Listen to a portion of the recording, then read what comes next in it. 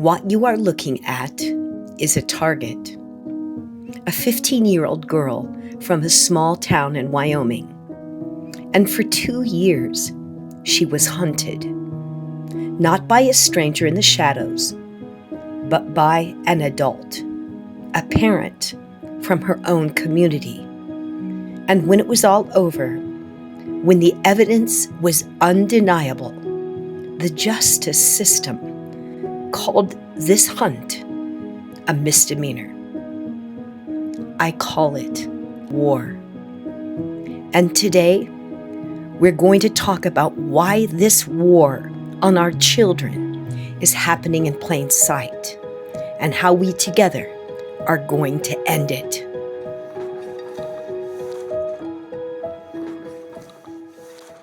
This story begins in a place that feels like a sanctuary. A ranch in Wyoming where Cathy Holman built a life measured in hard work, family, and community. The go-to MC for every fundraiser. A media professional and vlogger who shares her life with courage. She and her husband Dan, who she lovingly calls Cowboy, raised 5 children in this fortress of love and trust. And Cathy, she's a survivor.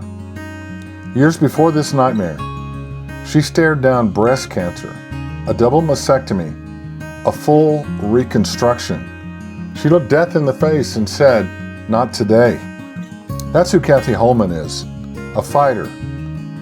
They believed their sanctuary was safe.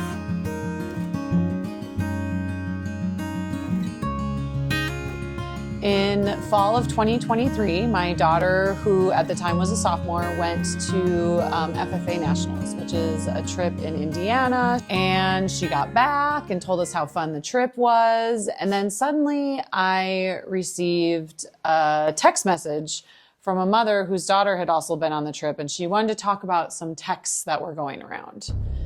And I went to my daughter and I said, "What's going on?" And she said, "Oh, I didn't tell you about it because I didn't think it was that big of a deal." And I'm like, "Well, this mother wants to talk about it, fill me in." And someone had sent 2 children in her school screenshots of texts that supposedly came from my daughter. It had her name at the top, and the text said rude things about other kids at the school, about her peers, spoke, in it she was speaking rudely about them, talking about sexual things that some of them were doing. And I said, "Oh my gosh, did you send them?" Right? That's the first thing as a parent you ask, because kids can be stupid and they can make mistakes, and technology is a lot of responsibility, especially for a 15-year-old. Said, "Well, first of all, did you send them?" I said, "No, Mom, you always taught me never put anything in writing I didn't want anyone to see, because we have rules." That's a good tip. When we give technology, right? Yes, that is a pro tip for everybody. And she said, and I said, "So what happened?" And she said, "Well, they were accusing me of it, and I just gave them my phone." And I said, "Scroll through my phone." And they noticed right away it was coming from an Android, and she had an iPhone. And so then all the hubbub is who really sent the texts, right? Who really sent the texts? And it ended up being about a 3-day process of this mom texting us and saying, "Hey, we need to talk about this again," or "My daughter's still upset," or "It seems like it's the boys that are the problem, not the girls," and "I'm gonna listen in on a conversation between the 2 girls," and just a whole lot of hubbub. And by the end of it, we were like, all right, it's done. It's done. We don't know who did it. We reported it to the police. They said I couldn't actually file a police report because we hadn't received the text. It was just someone impersonating our daughter. So there was no grounds for a police report. And then in February, I received a text on my phone from an anonymous number, and it said, "Hey, Prairie Wife, saw your post you put up about dating. Just want to let you know some things as a concerned parent about your daughter." And it went on to say that my daughter had been behaving inappropriately with boys in pickup trucks, and that there was a bet going on at the school that had with his friends where he was going to take away her V card. Meaning her Virginity. Yes. Incredibly upsetting, right? Right. But I was like, who is this?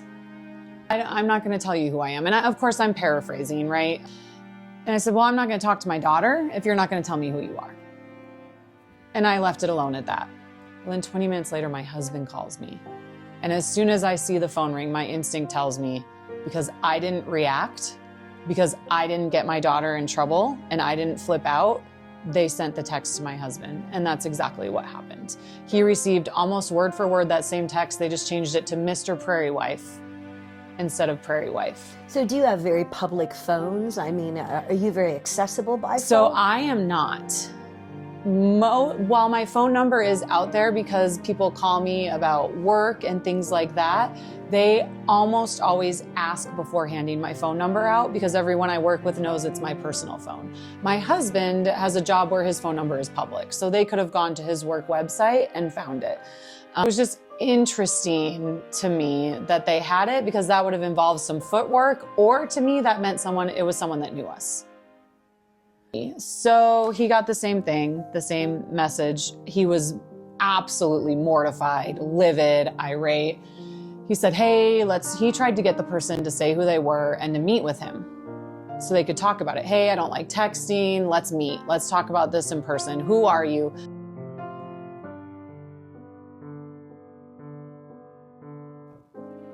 But a fortress can't protect you from a threat that doesn't knock on the door. It slides into your pocket. It lives on a screen. It started, as it so often does, with a teenage breakup. Normal life, but when Cathy's daughter started dating a new boy, the ex-girlfriend's mother didn't just get angry. She got even. This is how an adult wages war on a child. Anonymously, relentlessly.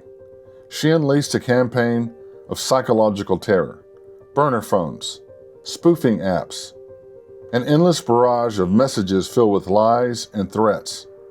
She didn't just attack the kids, she attacked their world. She sent false accusations to teachers, to other students, to friends, to parents, trying to poison the entire community against them.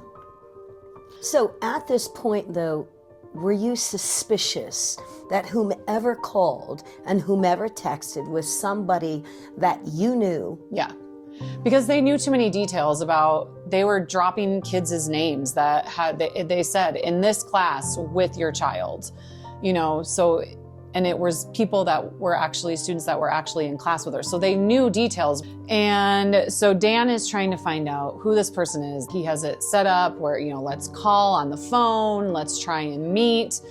In the meantime, while he's trying to set this up, I reached out to a longtime friend of mine who knew everyone in town. And I said, hey, do you have this phone number in? We hadn't quite put together that it was an anonymous fake phone number.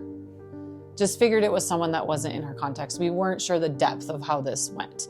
And besides just saying, no, I don't know who that is, my friend also took it upon themselves to text the person and be like, who is this? So I received a text from the number that said, way to send your friend on me and sick your friend on me. And then they went to my husband and said, well, because Cathy is sicking her friends on me, I'm not gonna meet with you and I'm not gonna talk to you anymore. They said that to me and I said, that's fine. If you're not willing to tell me who you are, I'm not going to talk to my daughter about any of this. Your opinion doesn't matter to me. Because they also kept on calling me girl, like, hey girl. And I'm like, I'm not your friend. I don't know who you are. If you're not going to tell me who you are, your opinion means nothing to me. And the response was, well, if you want your daughter to be a whore, then that's your problem. Yeah, we both are, right? You're angry, you're scared. Is this real? Is my daughter really having this behavior? How do I address it with her when she comes home? And also what? What is this person obviously follows me on Prairie Wife. They know who we are. They live in our community and they have some sort of problem with us and our family. And to my knowledge, I've done nothing wrong. We had no idea what was going on. And the next day, I put a post on my Prairie Wife page, my public social media, and it was, God sees everything you're doing. And it was absolutely a clap back at this person. Like, fine, do what you're doing, hide behind an anonymous phone number, but God knows. And they sent me a screenshot of that and said, nice quote. So I knew they were watching. They were watching. Imagine being 15 years old. Every time your phone buzzes, your heart stops. Is it a friend? Or is it, the, the stalker, the one who knows your name, your school, your friends, the one who is methodically trying to destroy your life. This was their reality for 1 year. So this time, we had finally received a text, right? So we could go to the police. So we went to the police because of the sexual nature of it, because this was now not just one isolated incident, but multiple instances. We opened a police file. Nothing they could do to track the number. It's done through an app that just gives out repeated anonymous phone numbers that are untraceable. So there was nothing they could do. So they said, just document. Let us know anything that happens, just keep on going. So the next few months, we would just keep on getting anonymous texts, and sometimes it was our daughter, and sometimes it was our oldest son. Preston's mom would receive them, and all of them were meant to tear down the character of our daughter, trying to use her for inappropriate things, about them acting inappropriately at school. So there was one incident where mom received a text that said that he slapped Jillian's butt in class and got in trouble with the teacher. So she went to the teacher, as a good mom would, and the teacher said, none of this ever happened. This never happened. They would never behave like that. Were you concerned at this time about Jillian's safety? Yeah, absolutely. So that was a conversation that we had to have when, at the very beginning, she hadn't told me about those texts. I found out about it from the mom. I was like, hey, you've got to let us know so that we can keep an eye on this, because this is obviously not okay. Something's going on. So you're not in trouble. Don't hide it from us. And so I told her what the text messages said. She was mortified. She started crying. And then she was devastated when she found out that her dad had gotten that text about her. Because as a young girl, right, your relationship with your dad is so important and also so tenuous at times. And so that's the thing with this kind of stalking and harassment and bullying. It didn't just impact Jillian's feelings. It didn't just hurt her feelings. It didn't just embarrass us that someone was talking about our daughter that way. It deeply attacks the relationships and the trust of a family, of parents and a child. And each time a new text would come in or something new would come in, you know, we're having a conversation about it, and our daughter is in tears, and sometimes I'm crying, and sometimes Dan is crying, and our little kids, right? We have 5 kids. There's our oldest boy who knew about the situation because he was involved in it, received texts, and was attending school, so he knew when all these things, you know, were happening. But then we have our 3 younger kids we were trying to shield from it. And you're on pins and needles, because every time you get a text or every time you open up your email, it's like gonna be from the anonymous texter, which is what we labeled it. Texts were getting sent to other students in school from the number saying Jillian was gonna beat them up. A fake social media account was opened up and made to look like it was one of our daughter's peers. So in order to get in, the person copied someone else's social media account. So when my daughter accepted the friend request, she thought it was someone that she knew. And so they were messaging through that as well. And we just had to keep on screenshotting and reporting it. And we would just send it to the police officer, and they just kept on adding it to the file. The kids went to prom together, and at 11 o'clock at night, I get an email, and it's from one of the teachers at the school. And she's saying that my kids were behaving inappropriately, that I talk about leading a life of grit and grace, which is a tagline from my blog. My daughter's acting like a snatch. And they used that word choice. Something happened to make that person angry at prom. Because I think we got 5 messages in total that night. I had always felt like I knew who it was that was doing this.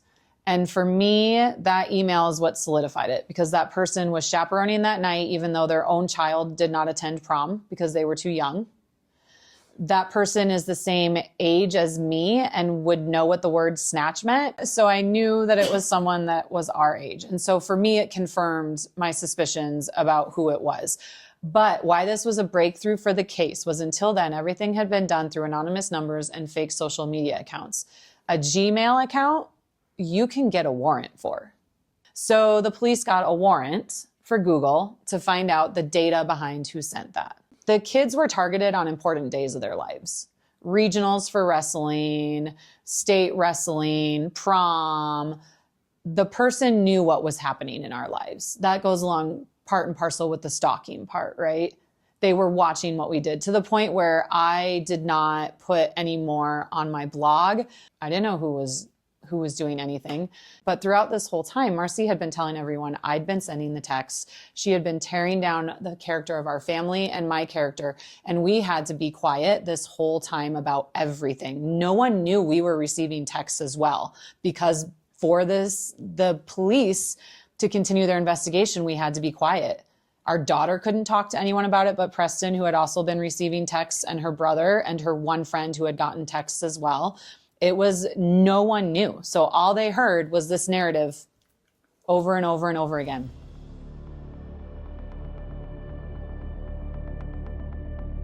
Our daughter was headed to Fargo to wrestle, where there were multiple college scouts waiting to watch her, and her performance mattered a great deal. She sent me a text in July, and apparently the anonymous texter had sent a text to her, her daughter, her best friend, and her daughter's best friend. I've blocked you on social media, leave me alone. Very, very clearly made to look like it was from Jillian, because Jillian and Preston were dating by this point. And so I got a text with a screenshot of it from Marcy, and she said, you know, basically, what is this? Like, I'm so tired of it. What's happening? And I'm like, report it to the police. Report it to the police. Like, did you get that? Report it to the police. And she said back, she said, well, I looked and Jillian did block me on social media. So, ... And Jillian and Preston did. Because of this woman's actions for the last couple of weeks, they no longer felt comfortable. Between the stalking that had been happening and this woman's actions, they felt unsafe having her follow them on social media. So I said, block her. So I called her up, and my mom and my dad and my husband were both there, and the call was on speaker. Marcy pretty much laid into me, and she's like, I don't know what your problem is with me. I don't know why you're doing this. And of course, there was a lot of profanity and swearing, and I'm sorry that you're feeling this way. I have nothing to do with it. And then she started accusing Jillian of bullying her daughter, her niece, and her daughter's best friend. And I'm sick of this, and she's getting away with all of this. And then she said that she was so upset by all of this that she had thought about killing herself. And I've dealt with this kind of situation before, and I take these things seriously, even though I had my opinions. Marcy is the person that I thought had been doing it all along. And I just said, that's not okay. You cannot be feeling like that. How about we get together, the principal, the AD, I will pay money to have a therapist from outside the school come in, and we have a meeting and we address this issue. Because if my daughter is bullying all of these girls, she needs to be punished.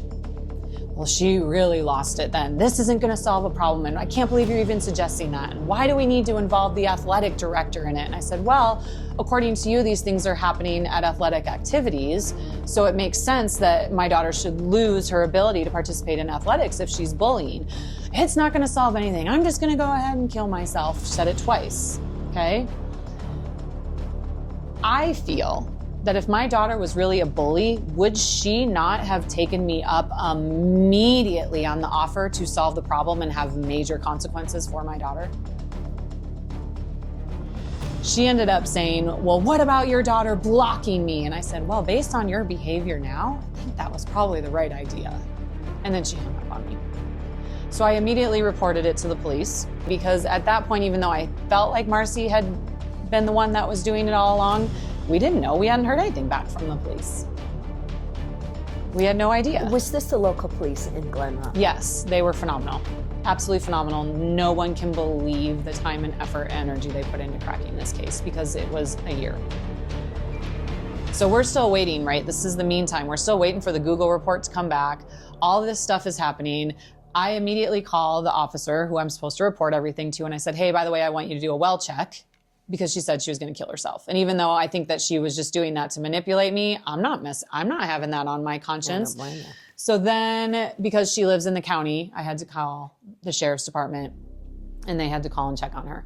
We made the decision to not breathe a word about this conversation to my daughter. She was at Fargo, highly stressful competition. This is the last thing. There's nothing she needed to know about this phone conversation. Unbeknownst to us, though, Marcy called her husband, who was at fair with the whole town that night, and told him that I called the police on her because she was a bad mom. Because she knew that people would be hearing over the scanner that there had been a call, right? Small town, everyone's got these scanners, half of them are volunteer firefighters and everything like that, right? And he went off. I'm not going to repeat the things that he said about me and my character and my family. But throughout this whole time, Marcy had been telling everyone I'd been sending the texts. She had been tearing down the character of our family and my character. And we had to be quiet this whole time about everything. No one knew we were receiving texts as well, because for the police to continue their investigation, we had to be quiet. Our daughter couldn't talk to anyone about it but Preston, who had also been receiving texts, and her brother and her one friend who had gotten texts as well. No one knew. So all they heard was this narrative over and over and over again. Well, Jillian's best friend heard that at Fair and called our daughter and told her about it. So she called me from Fargo, hysterical. And this always makes me emotional because I'm sitting on my deck in a July morning in what is supposed to be one of the best, most pivotal moments of my daughter's life. And she's hysterical and she's saying, what have I done? Who hates me this much? Just helpless. Just helpless. And so then we had to tell her coach, because her coach is like, what is going on? Like, I just messaged you the other day that she is the most powerful and focused and prepared than I've ever seen her. And now she can't get out, like she's hysterical. And so we had to let her coach know what had been happening and explain that because it was still an ongoing police investigation, we need utter quiet and compliance.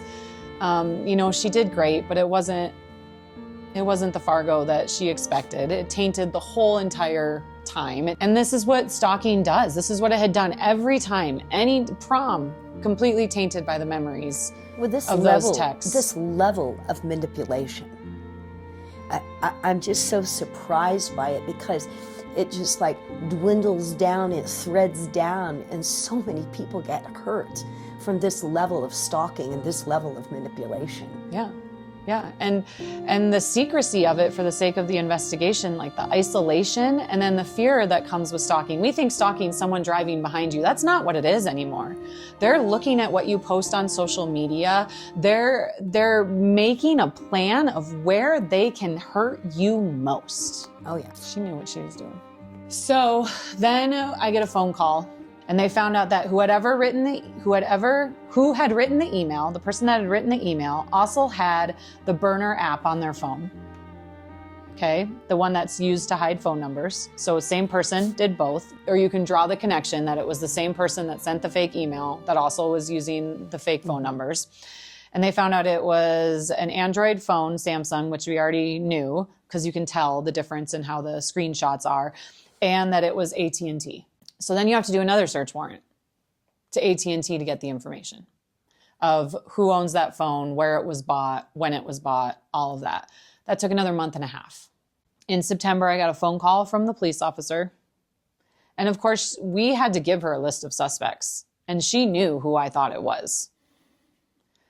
And she called me and she said, hey, we got the information from AT&T. The phone was bought at the East Side Walmart. Found the date and the time, went there and pulled up the video footage. And you were right, it was Marcy buying it. She was wearing a mask and she paid for it in cash, but then she went and bought her groceries with her credit card immediately after. So they had double proof. Mask. Like it was very clear that it was her from the video, but then to really solidify it. And she said, but I have to do some paperwork and I have to get some things in order before I can bring her in for questioning. So you can't do anything and say anything other than prepare a protection order. Yes, and so when you're saying a mask, are you talking about like the pandemic masks? Yeah. Yeah. Yeah. So she knew what she was doing was wrong and she was trying to hide. Yeah. And purchasing groceries is just Right after that. with your credit card. Yeah. Right. Because it's the same outfit. It's the same timeline. I had to go fill out a protection order, which God bless our victim advocates in this state. But the victim advocates, whether you have had a crime committed and you need their help with, paperwork or the court system and navigating that, or if you just think something might happen, you call them and they will be your advocate. They will say, yes, this is wrong. Here's what you need to do next. Or no, it's not wrong, but I can understand why you're concerned. Here's resources. And it's free and it's provided by the state, and every single county has one. So went in, they helped me fill that out, but we couldn't turn it in until Marcy had been brought in for questioning, but we had to have it ready. So the second that happened, we could get a protection order where she could not go near any of us, because we had no idea what was going to happen when she found out she was busted. I cannot explain to you the stress of this week. I cannot even, the knowing who it was, the processing who it was, even though I had thought that's who it was, to actually find out it was an adult that had been doing this to two children. We told Jillian because we knew we could trust her to keep her mouth shut, and she could tell something was up. Like, that girl is a barometer for emotions now with what she's had to go through and how she's had to keep herself safe. And we knew we could trust her to be quiet. So the police brought Marcy in for questioning, and she confessed. She confessed. We've got a protection order. We are still told by our victim advocate, by the attorney's office, that we need to be quiet because they got to work out the plea deal and this and that and the other thing. So we have to be quiet. There's a couple people that we told for safety purposes, like the school needed to have a copy of the protection order so that they knew that Marcy couldn't go near any of our children at school and they would protect our children. And of course, it's a small town, so little niblets here and there got out. But during this whole time, we still couldn't share our side of the story, but Marcy could. And so she continued to spin the narrative. It's just a couple texts. It's not that big of a deal. She's blowing everything out of proportion. They're lying. It's just for attention. She doesn't like me. They're coming, like, right? Just kept on spinning her narrative while we just stayed quiet. And she's spinning the same narrative. Yeah, there's just a couple of texts. Not that big of a deal. She's told people that there was someone else that helped her do it, and she was just protecting them. After the protection order, but I still could not talk about it. People knew something had happened. Some people knew the truth of what happened. Right? Like there was, and some people were reserving to wait and see the facts. Now, I don't know if you've ever been a victim in the court system, but it is the most demoralizing and hopeless situation I've ever been in my life. Oh, particularly when it involves your kids. Ever. You have no control over everything, and the criminal manipulates every single aspect of it.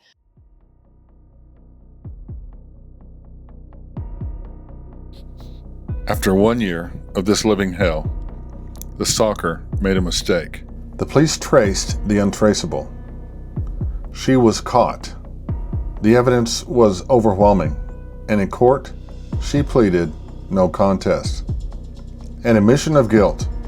And for this systematic 2-year campaign of terror against 2 children, the judge handed down the sentence: 2 years of unsupervised probation. Well, and we had our original hearing in March, right? So March is when the plea deal was accepted, all the rigmarole finally stopped.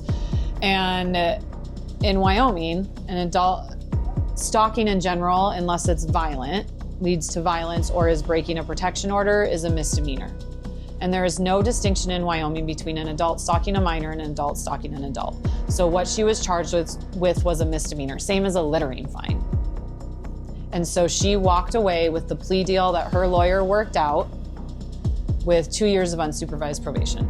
We added in there that she needed to have no drugs and alcohol, but it's unsupervised, so how are you gonna make sure that happens?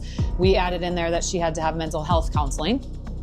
And then we also put a stipulation that she could not volunteer or chaperone for the extent of the protection order. And the protection order is still going on to this day. Yep, it was 3 years long. And that's not a normal stipulation, but we knew that with it just being a misdemeanor charge, she could be around children. And we didn't feel like that was safe, so that was our effort to try and keep the community safe. And through this whole thing, I remember looking up and finding, I'm like, surely she's gonna get jail time. Like, we won't have to be looking over our shoulders anymore. And I remember that feeling when I looked up what the law was and that it was just a misdemeanor, that it was the same as littering. And I made the decision then that I was going to change that law. A slap on the wrist. That's what the system decided this was worth. No jail time, no consequences. The message was sent loud and clear, not just to Cathy, but to every child in this country. Your safety, your sanity, your innocence. It's a misdemeanor. It's trivial. It doesn't matter.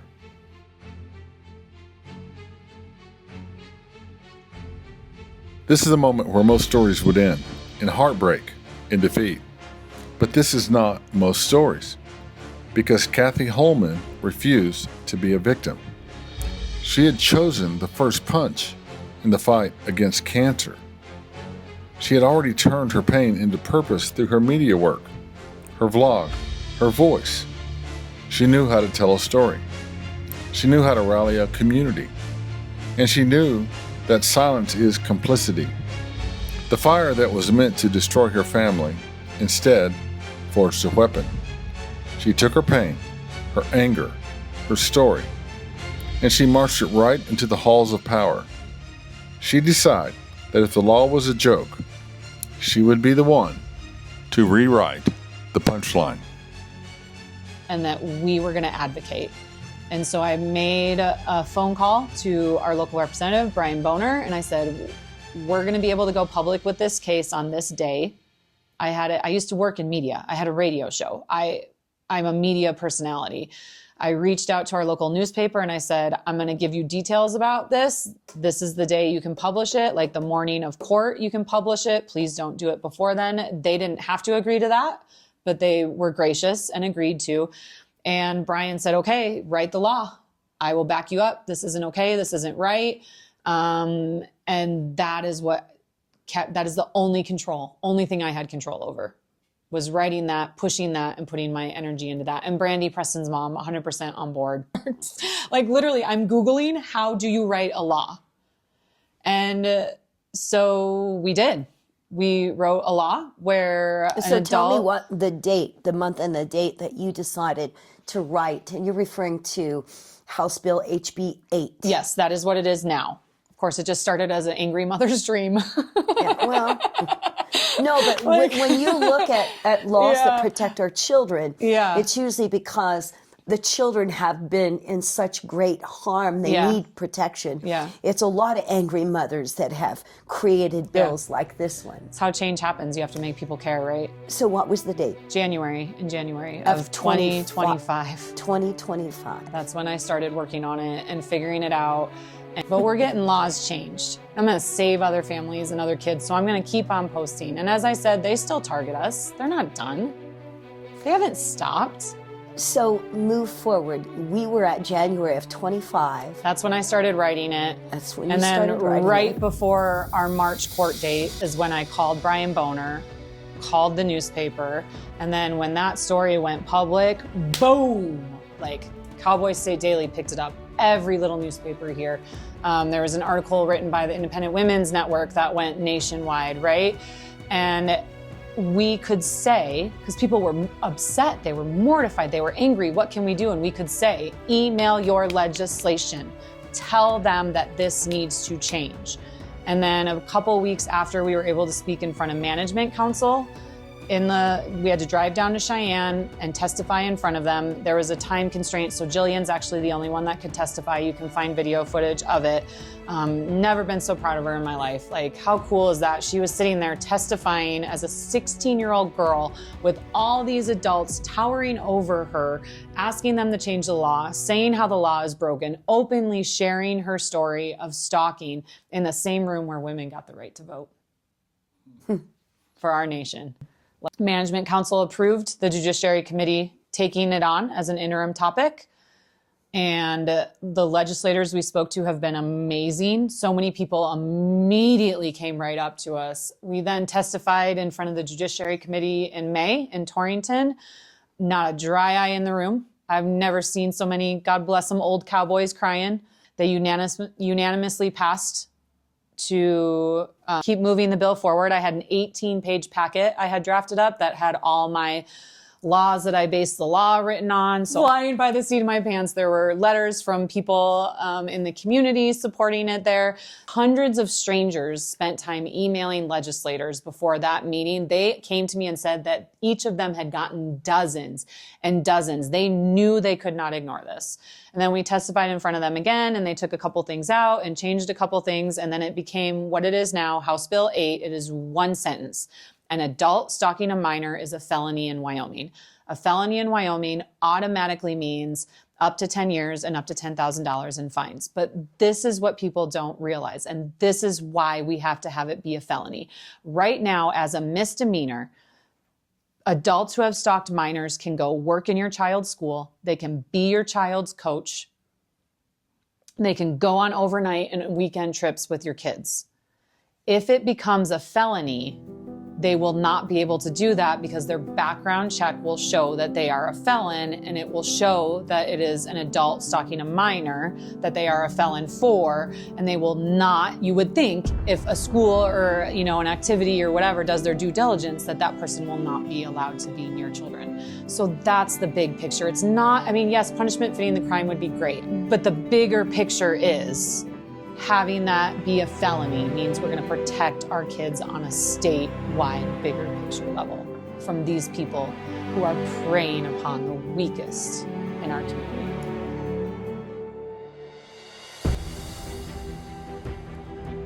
She drafted House Bill 8, a simple, powerful change to make an adult stalking a minor a felony.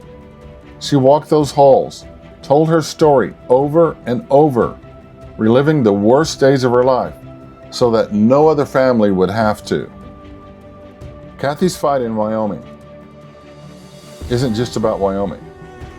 It's about a loophole in the soul of our country. A loophole that allows adults to terrorize children with impunity. This is not a political issue. It's a moral one. The resolution isn't just one bill, it's a revolution of political accountability. We must demand that every state in this nation makes the stalking of a minor by an adult a felony, not a misdemeanor, a felony, with mandatory prison time.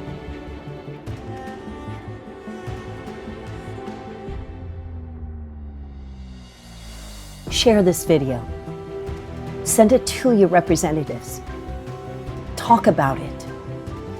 Don't let this story fade away, because the next time a child is targeted, we don't want the system to offer a slap on the wrist. We want the system to offer the full force of the law. It's time to join this fight for Jillian, for all of our children. This war is on, and it's time to choose a side.